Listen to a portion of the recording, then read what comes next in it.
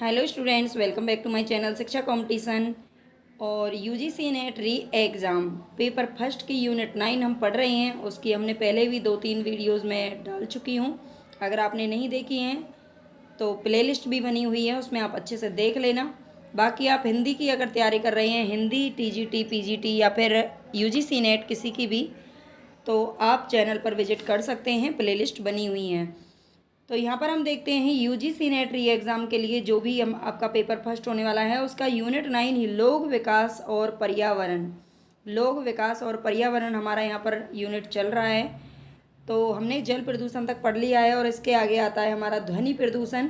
ऐसा नहीं है कि ये छोटे छोटे चीज़ें आपको याद हैं, लेकिन इनका बार बार रिवीजन करने की बिल्कुल ज़रूरत होती है, क्योंकि यहाँ से क्वेश्चन पूछे जाते हैं और कई बार हम उन क्वेश्चन को नहीं कर पाते हैं। तो इसीलिए इनका रिवीजन करें, बिल्कुल भी इजी समझ के बिल्कुल ना छोड़ें। और यहाँ से आप ज़्यादा से ज़्यादा क्वेश्चन सही भी कर सकते हैं, क्योंकि ये थोड़ी जो यूनिट है 9 और 10 ये हमारे समझ में आने वाली चीज़ें हैं, तो इनको अच्छे से पढ़ लें।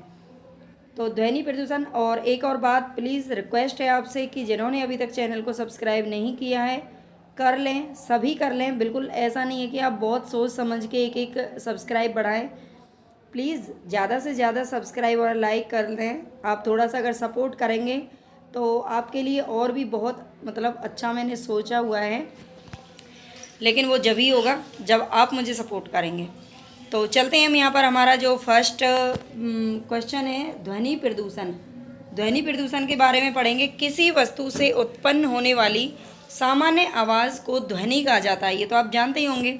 ठीक है, आवाज़ यानी कि वॉइस, सामान्य आवाज़ को ध्वनि कहा जाता है। ध्वनि की तीव्रता, लेकिन जब यही ध्वनि बहुत ज़्यादा तेज़ हो या तीव्र हो, बहुत ज़्यादा, आप देखा होगा बहुत ज़्यादा टीवी की आवाज़, माइक की आवाज़ और डीजे की आवाज़ या अलग अलग मशीनों की आवाज़, और जैसे कि फैक्ट्रीज़ वगैरह में से निकलने वाली आवाज़, जब बहुत ज़्यादा तेज़ गति जिसकी होती है तो ये हमारे लिए क्या बन जाती है, तो हमारे लिए हानिकारक बन जाती है। ठीक है, हमें हमारे लिए फिर ये नेगेटिव ही काम करती है। तो यही ध्वनि प्रदूषण कहलाता है। ध्वनि की तीव्रता को मापने के लिए डेसिबल इकाई का निर्धारित की गई है। डेसिबल इकाई का यूज़ करते हैं ध्वनि की तीव्रता को मापने के लिए, ये आप ध्यान रख लेना, डेसिबल। ठीक है, ये डेसिबल इकाई है। डेसिबल मापन शून्य से शुरू होता है। किससे शुरू होता है? शून्य से शुरू होता है। विश्व स्वास्थ्य संगठन ने शहरों में, ये भी आप ध्यान रख लेना, जो WHO है इसने शहरों में ध्वनि की उच्चता का जो मापन है ये दिन में 45 dB रखा हुआ है और रात्रि में 35 dB निर्धारित किया हुआ है। यानी कि जो उच्चता का स्तर है ये विश्व स्वास्थ्य संगठन ने बताया हुआ है कि शहरों में 45 dB तक हो सकता है और रात्रि में तो केवल 35 dB तक ही हम क्या कर सकते हैं, सहन कर सकते हैं। अगर इससे उच्च मापन की हम ध्वनि अगर हमारे कानों में हर समय पड़ती रहेगी या ज़्यादा लंबे समय तक पड़ेगी तो वो हमारे लिए क्या करेगी, नुकसान करेगी। WHO के अनुसार 100 dB की आवाज़ मनुष्य के लिए ज़्यादा समय तक सुनना बहुत ही नुकसानदायक होता है। अगर हम 100 dB की आवाज़ सुनते हैं और वो भी लगातार कई घंटों तक या कई दिनों तक, वो हमारे लिए क्या करती है, बहुत ही नुकसान करती है और उससे बहुत सारी क्या होती हैं, बीमारियां पैदा हो सकती हैं, हो जाती हैं। ध्वनि प्रदूषण के कारण पाचन एवं हृदय संबंधी रोग हो सकते हैं। बिल्कुल आपने शायद कभी देखा हो किसी को, तो कई बार ऐसा होता है जो कमज़ोर लोग होते हैं, बीमार लोग होते हैं और उनके सामने बहुत ज़्यादा डीजे वगैरह किसी की आवाज़ को सुन करके ना उन्हें चक्कर आने लगते हैं या उनको कुछ ना कुछ प्रॉब्लम होने लगती है ना। हृदय संबंधी रोग हो सकते हैं, मानसिक बीमारी हो सकती हैं, है ना, दिमाग पर कोई भी असर पड़ सकता है, गर्भपात तक हो सकता है। यानी कि जो प्रेग्नेंट लेडीज़ होती हैं उनके जो अंदर क्षमता होती है बच्चे की वो बहुत कम होती है, बहुत वो नाजुक होता है ना।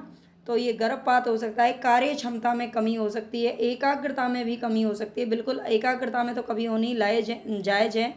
आप ये सोचिए कि आप मान लीजिए पढ़ रहे हैं और आपके पास या फिर आप कुछ भी काम कर रहे हैं और आपको इधर उधर से अगर आवाज़ आती रहेंगी तो आप क्या करेंगे, अपना किसी चीज़ पे कंसंट्रेशन नहीं कर पाएंगे, यानी कि पढ़ नहीं सकते ठीक से या कोई भी काम नहीं कर सकते।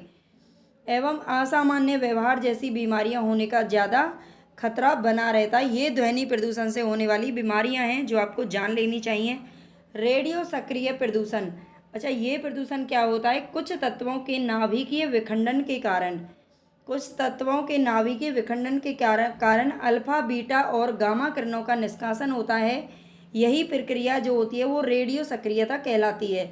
इसमें रेडियम, थोरियम, यूरेनियम ऐसे कुछ तत्व होते हैं जो इस प्रकार का गुण प्रदर्शित करते हैं, यानी कि जिनसे क्या हो सकता है, रेडियम, थोरियम, यूरेनियम आप जानते हैं जैसे कि बड़े बड़े मान लो परमाणु बम वगैरह बनते हैं, या फिर मतलब बहुत ज़्यादा मात्रा में ये आप जानते हो जो बारूद वगैरह ये सारी चीज़ें बनाई जाती हैं। और जब इनको क्या किया जाता है, इनको बाद में इनका परीक्षण वगैरह किया जाता है ना। और तो ये क्या होती है, बहुत मतलब इनसे ये इन किरणों का निष्कासन होता है बहुत ज़्यादा मात्रा में, जो कि हमारे लिए क्या करता है, नुकसानदायक होता है। आजकल क्या है कि लोग समझ ही नहीं रहे हैं, ज़्यादा से ज़्यादा बस देशों में होड़ मची हुई है कि मतलब परमाणु बम हमारे पास है, ये हमारे पास है, वो हमारे पास है, लेकिन कोई ये नहीं सोच रहा है कि इन सब चीज़ों का कितना नेगेटिव असर और किसी एक पर नहीं बल्कि हर किसी के ऊपर हो रहा है। और ये तो सबसे ही ज़्यादा खतरनाक प्रदूषण है रेडियो सक्रिय प्रदूषण। क्यों? क्योंकि इसका जो प्रभाव है वो कई पीढ़ियों तक चलता है, कई पीढ़ियों तक चलता है। बाकी जो और प्रदूषण है उनका तो एक ही इंसान पर पड़ेगा, लेकिन इसका जो प्रभाव है वो आनुवांशिक बन जाता है ना। आपने अगर सुना हो हिरोशिमा और नागासाकी पर जब बम गिराए थे अमेरिका ने जापान के शहरों पर, तो 1945-46 की ये बात है। और तब से लेकर आज तक वहाँ पे जो बच्चे हैं वो पैदा भी कैसे हो रहे हैं, मतलब अपाहिज होते हैं या फिर उनको कुछ ना कुछ उनके बॉडी में कमी हो रखी होती है। तो ये तो कई पीढ़ियों तक नुकसान देता है, तो इसको आप अच्छे से पढ़ लेना, है ना। रेडियम, थोरियम, यूरेनियम ऐसे कुछ तत्व होते हैं जो इस प्रकार का गुण प्रदर्शित करते हैं। ये किरणें जैविक कोशिकाओं को क्या पहुंचाती है, बहुत ही नुकसान पहुंचाती है। ठीक है, हमारी कोशिकाओं, हमारी सेल्स को नष्ट कर सकती है और बहुत मतलब कैंसर जैसे रोग, अपंग जैसे रोग, मतलब अलग अलग तरीके के बहुत सारी बीमारियां इससे उत्पन्न होती हैं।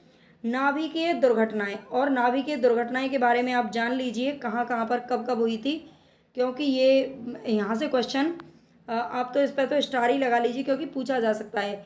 विश्व में अब तक 100 से अधिक नाभिकीय दुर्घटनाएं घटित हो चुकी हैं। बताइए, 100 से अधिक नाभिकीय दुर्घटनाएं घटित हो चुकी हैं और उनमें से केवल 50, मतलब आधी आधी जो दुर्घटनाएं हुई हैं वो कहाँ पर हुई हैं, केवल अमेरिका में ही घटित हो चुकी हैं। ओनली एक ही देश में, अमेरिका में। नाभिकीय पावर उद्योग के इतिहास में मिडिल टाउन के 3 माइल आइलैंड में 1979 में ये घटना घटी थी। ये ध्यान रखना है। मतलब जो 3 माइल जो आइलैंड है ये यूएसए में ही है। कहाँ पर पड़ता है ये ये यूएसए के अंदर है। ठीक है, ये यूएसए के अंदर है और इसमें 1979 में ये घटना घटी थी। 79 में चेरनोबिल नाभिकीय संयंत्र, ये कहाँ पर है, रसिया के अंदर है। सोवियत संघ, ये रूस है, इसको मतलब रसिया ही बोलेंगे, रूस के अंदर ये घटना घटी थी 1986 में। और ये सब जो हुई थी, ये दुर्घटनाएं जो हैं ये रेडियो सक्रिय प्रदूषण ही कहलाता है। और जापान के फुकुशिमा में घटी थी 2011 में दुर्घटना। ये महाविनाशक थी, मतलब इनका जो प्रभाव है वो लंबे समय के लिए होता है, बहुत लंबे समय के लिए। ताप प्रदूषण की अगर हम बात करें उसका आप ध्यान रख लेना। जो रेडियो एक्टिव, जो रेडियो सक्रिय प्रदूषण होता है उसके प्रभाव पड़ते हैं, मतलब बहुत लंबे समय तक पड़ते हैं। प्राणियों की मृत्यु तक हो जाती है, एनीमिया जैसे रोग पैदा हो जाते हैं, आनुवांशिक रोग पैदा हो जाते हैं। ठीक है, तो उसका आप ध्यान रख लेना थोड़ा सा। ताप प्रदूषण की अगर हम बात करें तो तापमान में मात्र 1 डिग्री सेल्सियस, केवल 1 डिग्री सेल्सियस की कमी या वृद्धि क्या कर सकती है, जलीय जीवों के लिए घातक सिद्ध हो जाती है। बताओ, ताप प्रदूषण जो होता है वो किसके वजह से होता है, तो अपशिष्ट ऊष्मा को जल निकाय के भीतर छोड़ देने के कारण सबसे ज़्यादा जो है ताप प्रदूषण होता है। ये विद्युत घर वगैरह होते हैं या फिर ये जो फैक्ट्रीज़ वगैरह होती हैं बहुत बड़े बड़े, और उनमें क्या होता है कि मतलब जो उनका गर्म पानी होता है बहुत ज़्यादा गर्म होता है, बहुत ज़्यादा ऊष्मा उसमें से, और वो सीधे उनको क्या करते हैं, जो पास में समुद्र वगैरह बने होते हैं या फिर नदी वगैरह बनी होती है उनमें उस पानी को अचानक से छोड़ देते हैं। तो इससे क्या होता है, पानी का जो तापमान है वो बढ़ जाता है और उसकी वजह से उसमें रहने वाले जो जीव जंतु हैं वो उसको सहन नहीं कर पाते, मर जाते हैं, है ना। और इसके लिए वनाग्नि व ज्वालामुखी जैसी जो प्राकृतिक घटनाएं हैं वो ताप प्रदूषण के लिए बहुत ही क्या होती हैं, बड़ी जिम्मेदारी वाली चीज़ होती हैं।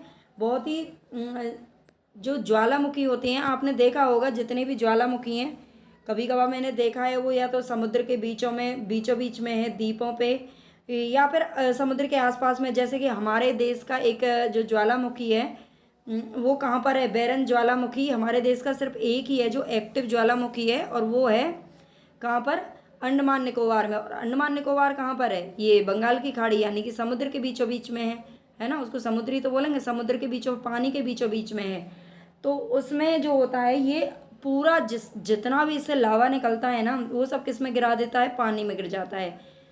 पानी में गिरता है या फिर आसपास थोड़ी बहुत जो खुली जगह होती है उस पर गिरता है, लेकिन ये क्या करता है, ताप प्रदूषण फैलाता है। तो आ गया आपके समझ में, आई होप आ गया होगा, आना चाहिए। मैं थोड़ा सा एक्सप्लेन करने की कोशिश करती हूँ ताकि आपको लंबे समय तक चीज़ें याद रहें। आगे चलते हैं हम, पर्यावरणीय प्रदूषण से संबंधित कानून। इनको आप अच्छे से पढ़ लेना क्योंकि इस यूनिट में से ये बहुत ही इंपॉर्टेंट चीज़ें हैं जो कानून वगैरह बनाए गए हैं। तो पर्यावरणीय प्रदूषण से संबंधित जो कानून है वो वन्य जीव संरक्षण अधिनियम 1972 में लागू किया गया था। वन्य जीवों के सुरक्षा के लिए जो अधिनियम बना था वो बना था 1972 यानी कि 72 में। जल प्रदूषण के रोकथाम के लिए अधिनियम बना था 1974 में यानी कि 2 साल बाद। ठीक है, सबसे पहले तो वन्य जीवों की रक्षा करने का सोचा, है ना, 72 में। फिर सोचा कि वन्य जीव तो हम बचा लेंगे लेकिन इनको जल की भी तो ज़रूरत होगी, है ना। अगर जल प्रदूषित होगा तो ये लोग मतलब उसको क्या नहीं कर पाएंगे, पी नहीं पाएंगे और मर जाएंगे। तो इसीलिए उन्होंने फिर दोबारा उसको जल को रोकने की मतलब नियंत्रण करने की सोची उसके प्रदूषण को। तो ये बना दिया इन्होंने 2 साल बाद, है ना। फिर उन्होंने सोचा कि इनके लिए, वन्य जीवों के लिए भाई वन तो ज़्यादा से ज़्यादा चाहिए ही चाहिए। हमने पानी तो बचा लिया, है ना, पानी तो ये पी लेंगे, लेकिन इनके रहने के लिए क्या चाहिए, वन भी तो चाहिए, है ना। तो वन संरक्षण अधिनियम लाया गया 1980 में। कितने साल बाद, 6 साल बाद, है ना। जल बचा लिया, फिर 6 साल बाद क्या लेकर के आए, वन संरक्षण अधिनियम लेकर के आए। अब इन्होंने वन भी रख लिए, फिर क्या किया, वायु प्रदूषण। अब इन्होंने सोचा वन भी मिल गया और इनको पानी भी मिल गया वन्य जीवों को, अब क्या करना चाहिए हमें, वायु भी तो इनके लिए बिल्कुल एकदम बिना प्रदूषण वाली होनी चाहिए, शुद्ध हवा होनी चाहिए। तो वायु प्रदूषण नियंत्रण के लिए इन्होंने कब बनाया, 1 साल बाद ही, है ना। वन तो इन्होंने बचा लिया और वन अच्छे होंगे तो सीधी सी बात है, अगर वन ज़्यादा से ज़्यादा होंगे तो वायु का जो प्रदूषण है ना वो खुद ब खुद रुकेगा ही रुकेगा। तो 1 साल बाद इन्होंने रिजल्ट देखा कि वायु का जो प्रदूषण है वो भी क्या हो रहा है, नियंत्रण में आ रहा है ना। 1 साल बाद देख लिया 1981 में। थोड़ी सी मैं ट्रिक लगा रही हूँ, बाकी आप जैसे याद करना चाहें वैसे कर लेना, ऐसे याद हो जाएंगे आपको। फिर है पर्यावरण संरक्षण अधिनियम। अब वायु प्रदूषण तो बचा लिया लेकिन हमें क्या करना है, पर्यावरण संरक्षण अधिनियम, यानी कि जो पूरा पर्यावरण है, जो पेड़ पौधे वगैरह वन्यजीव ये सारी चीज़ें इसके अंदर आ जाती हैं, जो गैसेस वगैरह हैं उन सब से हमें क्या करना है, मतलब सबका संरक्षण करना है, पूरे पर्यावरण का संरक्षण करना चाहिए, है ना। तो इन्होंने क्या किया, 5 साल बाद, कितने साल बाद, वायु शुद्ध हो गई उसके 5 साल बाद इन्होंने सोचा कि पर्यावरण को भी हम संरक्षण दे ही देते हैं। ये 1986 में इन्होंने क्या किया, लागू कर दिया। फिर राष्ट्रीय वन नीति बना दी कि अब ये सारे काम तो हमने कर दिए, अब क्या करना है, राष्ट्रीय वन नीति बना देते हैं। जो मतलब जो नीति है, जो ऐसी पॉलिसी बना देते हैं जो सबके लिए क्या होगी, लागू होगी और ये सबका सारा ही काम करेगी, सबको देखेगी। तो राष्ट्रीय वन नीति कब लागू हुई, 1988 में, यानी कि पर्यावरण के 2 साल बाद, ठीक है, 88 में। और इसके बाद इन्होंने सोचा अब ये सब कुछ तो हो गया, अब क्या रह गया है कि ध्वनि प्रदूषण। आजकल क्या है कि 2000 में ये बना था और मॉडर्न टाइम आ गया है ना। और आजकल आप देखते ही हो टीवी वगैरह और ये सब डीजे वीजे बहुत ज़्यादा चलने लग गए 2000 से। तो इन्होंने सोचा कि भाई इतना अगर ध्वनि प्रदूषण होगा तो ये तो सबके लिए हानिकारक होगा, और इसे हम जो हमने मतलब चीज़ें अभी तक लागू की है ना उनका भी ठीक से मतलब वो नहीं लागू हो पाएंगे, अच्छे से उनका निवारण नहीं हो पाएगा। तो ध्वनि तो जरूरी है, कम से कम शांति बनी रहनी चाहिए, तभी तो सब लोग अच्छे से जी पाएंगे।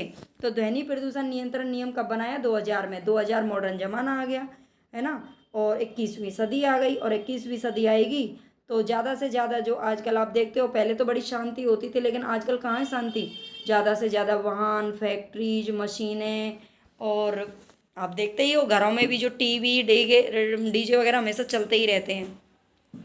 खुद मैं बता रही हूँ, मेरे भी घर में क्या है कि हम सुबह 5 बजे से ही जो भजन वगैरह चलाते हैं, वो पहले मैं स्टार्ट करती हूँ बिल्कुल धीरे धीरे धीरे धीरे से, लेकिन पता है बाद में आकर के ना बच्चे उसको मतलब फुल वॉल्यूम कर देते हैं। तो आप थोड़ी देर में अगर कभी ऐसे ना देखना, मैं देखती हूँ कि जब वो जैसे कि उसकी थोड़ी आवाज़ बढ़ती है ना, थोड़ी और तेज़ आवाज़, कभी कभी बहुत ज़्यादा आवाज़ कर देते हैं, तो तुरंत सर में दर्द होने लगता है। भाई मेरे में तो होने लगता है। ये ध्वनि प्रदूषण का ही क्या है, मतलब नुकसान है ना। तो ऐसे करके ये थोड़ा सा आप अच्छे से याद रख लेना, स्क्रीनशॉट ले लेना, आपके अच्छे से समझ में आ जाएगा। पर्यावरण के अधिकारों की सुरक्षा के लिए, पर्यावरण के अधिकारों की सुरक्षा के लिए अक्टूबर 2010 में राष्ट्रीय हरित अधिकरण, सॉरी प्राधिकरण है ये, प्राधिकरण एनजीटी की स्थापना की गई थी। कब की गई थी? पर्यावरण के अधिकारों की सुरक्षा के लिए अक्टूबर 2010 में क्या की गई? राष्ट्रीय हरित प्राधिकरण की स्थापना की गई। और ये हमारा हो गया पर्यावरण से संबंधित। अब हम देखते हैं आगे। आजकल जो सबसे ज़्यादा चीज़ें चल रही हैं, आप देख लो, प्लास्टिक के लंच, प्लास्टिक के थैले, प्लास्टिक की पॉलीथीन, प्लास्टिक का मतलब बोतलें, प्लास्टिक का सब कुछ, मतलब प्लास्टिक चारों तरफ प्लास्टिक का, मतलब ये युग ही मुझे तो लगता है पूरा प्लास्टिक का बन चुका है ना। तो प्लास्टिक में मौजूद विषैले रसायन जो होते हैं ना, उन ध्यान रख लेना। आप अगर कहीं बाहर भी जाते हो ना, तो कोशिश करो घर से मतलब इस तरह की आप बोतल वगैरह अपने साथ रखो जो प्लास्टिक पूरी तरह से तो प्लास्टिक की ना हो कम से कम। तो विषैले रसायन जो इनके अंदर होते हैं मस्तिष्क समस्या पैदा कर सकते हैं, कैंसर जैसे रोग पैदा करते हैं, आनुवांशिक परिवर्तन पैदा करते हैं, जन्मजात विकृति को पैदा करते हैं, थायराइड की समस्या पैदा कर सकते हैं, पाचन तंत्र से संबंधित बीमारियां उत्पन्न कर सकते हैं। हम लोग सोचते भी नहीं हैं, बस हमें क्या होता है कि अच्छे लगते हैं प्लास्टिक के बर्तन वगैरह या बहुत सारी चीज़ें, बोतल वगैरह इतनी अच्छी अच्छी आती हैं, इतने अच्छे अच्छे लंच वगैरह आते हैं बच्चों के लिए, मतलब, और बैग्स वगैरह ये सब कुछ चलता है। तो कोशिश करें कि प्लास्टिक का यूज़ कम ही करें, कम से कम हम लोग तो पढ़े लिखे हैं, हमें तो कम करना चाहिए। बाकी तो अगर हम चाहेंगे तो समझा सकते हैं लोगों को जिनको नहीं पता है। तो प्लास्टिक में मौजूद विषैले जो रसायन होते हैं वो बहुत सारी बीमारियां, और वो भी खतरनाक घातक बीमारियां पैदा करते हैं। प्लास्टिक में अंतःस्रावी समस्या पैदा करने वाले रसायन मौजूद होते हैं जो मोटापा और डायबिटीज का भी कारण बनते हैं। देखो ये लो, मोटापा और डायबिटीज, मोटापा तो सबसे बड़ा रोग है ना, और मोटापा जिसको हो गया ना वो तो बस वैसे भी ये समझ लो बीमारी है। विश्व के कुछ क्षेत्रों में प्रजातियों की अत्यधिक, ये हमारे यहाँ तक प्लास्टिक वगैरह हो चुका है। अब यहाँ पर थोड़ा सा हम और आगे देखते हैं, जैव विविधता के बारे में पढ़ते हैं। जैव विविधता जो दिवस है वो भी आपको पता होगा, ये 22 मई को मनाया जाता है। हाँ, जैव विविधता जो दिवस है वो 22 मई को मनाया जाता है हर साल। और यहाँ पर देखते हैं क्या पढ़ते हैं इसके बारे में। विश्व के कुछ क्षेत्रों में प्रजातियों की अत्यधिक विविधता पाई जाती है, यानी कि जैव विविधता क्षेत्र वो होता है जहाँ पर अलग अलग प्रजाति के जीव जंतु या फिर बहुत ज़्यादा मात्रा में पाए जाते हैं, वो होती है जैव विविधता। ठीक है, और जिसे हॉट स्पॉट क्षेत्र भी कहा जाता है। क्या कहा जाता है? हॉट स्पॉट क्षेत्र भी कहा जाता है। हॉट स्पॉट की संकल्पना को पर्यावरणविद नॉर्मन मायर्स ने 1988 में विकसित किया था। ये भी ध्यान रख लेना, जो हॉट स्पॉट की संकल्पनाएं किसने दी थी? नॉर्मन मायर्स ने दी थी, वो भी 1988 में दी थी। ठीक है, तो इसको आप ध्यान रख लेना। नेक्स्ट देखते हैं यहाँ पर, विश्व में कुल 36 जैव विविधता हॉट स्पॉट क्षेत्र हैं अभी तक।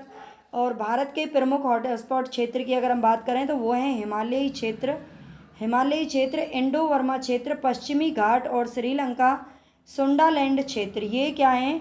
भारत के प्रमुख हॉट स्पॉट केंद्र हैं। ठीक है, और सबसे बड़ा जो हॉट स्पॉट केंद्र है ना वो है पश्चिमी घाट। पश्चिमी घाट आप जानते ही होंगे कहाँ से कहाँ तक फैला हुआ है।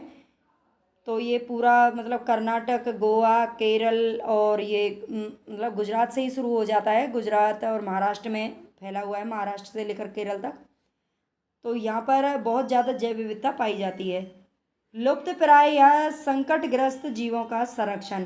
अब जो जीव आपने देखा होगा आजकल चीता वगैरह नहीं दिखते, पता नहीं पहले भी नहीं दिखते थे मुझे तो अभी क्या है, मतलब ये नहीं है हमारे देश से पूरी तरह से, हमें तो देखो दिखते ही नहीं है। बाकी अगर किसी ने देखा हो तो बताना, मैंने तो कभी नहीं देखा।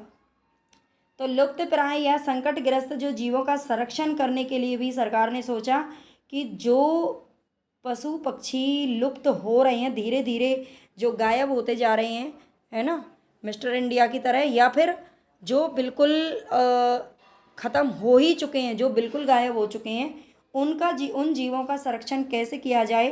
तो उसके लिए उन्होंने अलग अलग जानवरों के लिए या पशु पक्षियों के लिए अलग अलग उन्होंने क्या चलाई हैं, प्रोजेक्ट चला रखे हैं। तो उनके बारे में हम थोड़ा सा देख लेते हैं, यहाँ से क्वेश्चन पूछे जाते हैं। इसीलिए मैंने बिल्कुल भी, देखो इतना टाइम नहीं है आपके पास कि मैं आपको बिल्कुल एक एक लाइन पढ़ाऊँ, लेकिन जहाँ से क्वेश्चन बनने की ज़्यादा से ज़्यादा मोस्टली संभावना होती है, मैं वही आपके लिए लेके आ रही हूँ। तो प्लीज़ आप टेंशन ना लें, और बिल्कुल अगर लॉन्ग वीडियो थोड़ी सी भी हो रही है ना, तो एक्सप्लेन की वजह से हो रही है, आप बिल्कुल टेंशन ना लें। सीधा सीधा एक एक लाइन बताऊँगी तो आपके समझ में नहीं आएगा। लुप्त प्राय या संकटग्रस्त जो जीवों का संरक्षण है, उसके लिए प्रोजेक्ट टाइगर की शुरुआत की गई। सबसे पहले तो टाइगर को बचाना जरूरी है, क्योंकि टाइगर क्या है, टाइगर क्या है, एक तो हमारे देश का क्या है, नेशनल एनिमल है ना। और दूसरी बात, वो बेचारा गायब होता जा रहा है, वही तो नेशनल एनिमल है, और वो ही नहीं रहेगा तो फिर कैसे चलेगा, है ना, कैसे क्या करेगा भारत। तो प्रोजेक्ट टाइगर की शुरुआत होती है 1973 में, ठीक है, 1973 में शुरुआत होती है। प्रोजेक्ट एलिफेंटा यानी कि एलिफेंट को बचाने के लिए, हाथियों को बचाने के लिए 1992 में क्या चलाया गया, इसका प्रोजेक्ट चलाया गया गंगा डॉल्फिन। यानी कि गंगा, आप जानते हैं जो गंगा जी में डॉल्फिन रहती हैं, वो वहाँ के पानी को ना शुद्ध रखती हैं, स्वच्छ रखती हैं। तो गंगा डॉल्फिन ये हमारा जो नेशनल जलीय जीव भी है ये। तो ये 1972 में इसकी शुरुआत की गई थी। हंगुल परियोजना, जो ये हंगुल है ना, हंगुल, इसको कश्मीरी स्टैग भी बोलते हैं। क्या बोला जाता है इसको, कश्मीरी स्टैग बोला जाता है, कश्मीरी स्टैग बोला जाता है हंगुल, हंगुल को। और ये परियोजना चलाई गई थी 1970 में। मगरमच्छ संरक्षण परियोजना, मगरमच्छ को भी बचाना बहुत ज़रूरी है ना। ये ऐसा नहीं है कि देखो हमें जो चीज़ खतरनाक लगती है ज़रूरी नहीं है वो खतरनाक हो, सारी चीज़ें ही भगवान ने, मुझे तो लगता है एक भी कीड़ा मकोड़ा, अगर आप देखो ना, एक मक्खी, शायद मक्खी भी कुछ सफाई करती हो, लेकिन मच्छर तो ऐसी चीज़ है जिनका ना कोई फ़ायदा ही नहीं है पूरी पृथ्वी पे, जहाँ तक मुझे लगता है ना। आपकी नज़र में कोई दूसरा जीव हो तो बताना मुझे। बाकी तो सब लगता है कि भगवान ने ना, मतलब एक एक चीज़, एक एक जीव, छोटे से छोटा जीव भी ना बड़ा सोच समझ के बनाया है, और उनका सबका कहीं ना कुछ फ़ायदा ही है। सब अपना अपना काम कर रहे हैं, लेकिन एक मच्छर ही है जो अपना काम नहीं करता है बल्कि दूसरे का काम बिगाड़ता है, उसको सिर्फ बिगाड़ने का काम होता है। वही मुझे तो लगता है बिल्कुल एकदम सबसे ज़्यादा नालायक और सबसे ज़्यादा बेकार जीव है। बाकी चलते हैं, बाकी सब काम के हैं, इसलिए इनको बचाया जा रहा है। मगरमच्छ संरक्षण परियोजना 1975 में लागू हुई थी। और गेंडा परियोजना, गेंडा को बचाने के लिए 1987 में। सेब परियोजना, ये सेब परियोजना के नाम से शुरू हुआ था 2011 में, जो कि गिद्ध संरक्षण के लिए शुरू की गई थी, है ना। गिद्धों को बचाना जरूरी है, तभी तो पर्यावरण की सफाई हो सकेगी। पहले बहुत सारे गिद्ध देखते थे हमने, कभी मतलब देखते थे हम बचपन में, जैसे कोई जानवर वगैरह मतलब मर जाता था और उसको खुली जगहों पर बाहर मतलब ऐसे ही फेंक देते थे, तो वहाँ पे ना बहुत सारे गिद्ध वगैरह आ जाते थे, गिद्धबाज, चील वगैरह। लेकिन अब ये नहीं दिखाई देते, तो इसलिए उनका संरक्षण तो बहुत ही ज़रूरी है। तो सेब परियोजना इनके लिए चलाई गई। लाल पांडा परियोजना, ये 1996 में इसकी शुरुआत की गई थी, 1996 में। आप चाहें तो स्क्रीनशॉट ले सकते हैं, बाकी चलते हैं आगे। हिम तेंदुआ योजना, ये 2009 में इसको चलाया गया था। हिम तेंदुआ, ये जो हिम तेंदुआ है आप जानते हैं लद्दाख का ये क्या है, मतलब राजकीय जीव, राजकीय पशु भी है हिम तेंदुआ। और ये 2009 में इसको बचाने के लिए प्रयत्न किए गए हैं। बाकी आगे देखते हैं पक्षी अभ्यारण्य। ये पक्षी अभ्यारण्य कहाँ कहाँ पर है, इनका आपको पता होना चाहिए। घना पक्षी विहार, ये भरतपुर राजस्थान के अंदर है। रंगनथिट्टू पक्षी विहार, ये मांड्या कर्नाटक के अंदर है। ये तो नाम से ही पता चल जाते हैं जो साउथ वाले होते हैं। रंगनथिट्टू पक्षी विहार ये कर्नाटक के अंदर है, मांड्या। वेदाथंगल पक्षी विहार ये कांचीपुरम तमिलनाडु के अंदर है। सुल्तानपुर पक्षी विहार कहाँ पर है, गुरुग्राम हरियाणा के अंदर है। और यहाँ पर सिर्फ एक ही पक्षी विहार है, सुल्तानपुर, जो कि गुरुग्राम के अंदर है। पक्षी विहार ये चिट्टूर सॉरी, 1 मिनट, ये खाली पक्षी विहार तो नहीं है, ये कौंडिन्या पक्षी विहार है। यहाँ पर मैं लिख देती हूँ, कौंडिन्या पक्षी विहार। तो कौंडिन्या पक्षी विहार जो है ये चित्तूर आंध्र प्रदेश के अंदर है। सलीम अली पक्षी विहार मांडवी नदी के पास है, ये गोवा में है। नीला पट्टू पक्षी विहार नेल्लोर आंध्र प्रदेश के अंदर है। और कुमाराकाम पक्षी विहार या बेमनाद पक्षी विहार के नाम से भी इसको जानते हैं।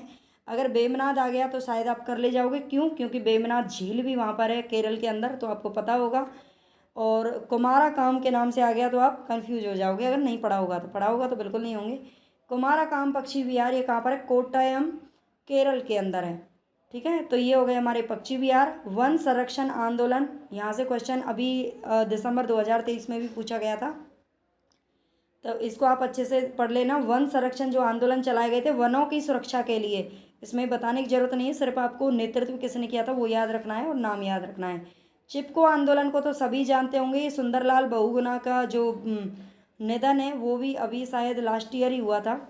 तो ये 1973 में चलाया गया था सुंदरलाल बहुगुणा के नेतृत्व में। साइलेंट वैली आंदोलन, साइलेंट वैली अगर आपसे पूछ लिया जाए कहाँ पर है तो ये केरल में ही है, और ये भी 1973 में चलाया गया था। विश्नोई आंदोलन ये राजस्थान में चलाया था 1931 में, ये बहुत पुराना आंदोलन है। 1931 में अमृता देवी बिश्नोई के द्वारा। अप्पिको आंदोलन ये 1973 में चलाया गया था कर्नाटक के अंदर। जो चिपको आंदोलन है 1973 में चलाया गया था उत्तराखंड में सुंदरलाल बहुगुणा के नेतृत्व में। मतलब जब पेड़ों को काटने के लिए आते थे ना तो लोग क्या करते थे, वहाँ के पेड़ों से चिपक जाते थे, इसलिए उसको चिपको आंदोलन नाम दे दिया गया। और जो एपिको आंदोलन है इसको कर्नाटक का चिपको आंदोलन ही, साउथ मतलब दक्षिण का चिपको आंदोलन ही इसको कहा जाता है, ये भी ध्यान रख लेना। ये कर्नाटक में शुरू हुआ था।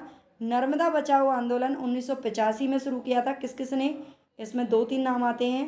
तो नर्मदा बचाओ आंदोलन 1985 में मेधा पाटेकर, बाबा आमटे एवं अरुंधति रॉय के द्वारा। नवधान्य आंदोलन ये 1987 में चलाया गया था वंदना शिवा के द्वारा। इनके सबके आपको नाम याद रखने हैं। वंदना शिवा द्वारा नवधान्य आंदोलन चलाया गया था। तो ये सारे हमारे वनों के संरक्षण के लिए चलाए गए हैं। तो ठीक है, आप मतलब इतना ही आज के लिए काफ़ी है। कल और अगले हम टॉपिक के साथ आते हैं। इसी यूनिट को अभी हम और पढ़ेंगे थ्योरी में, फिर MCQ कर लेंगे। ठीक है, तो प्लीज़ जिन्होंने अभी तक चैनल को सब्सक्राइब नहीं किया वो ज़रूर कर लेना। आप देखो रिकॉर्ड करने में मुझे मतलब किस तरीके से पसीने आ रहे हैं ना, बता नहीं सकते, बहुत मेहनत करनी पड़ती है। तो प्लीज़ थोड़ा सा सपोर्ट कर दिया करो। धन्यवाद।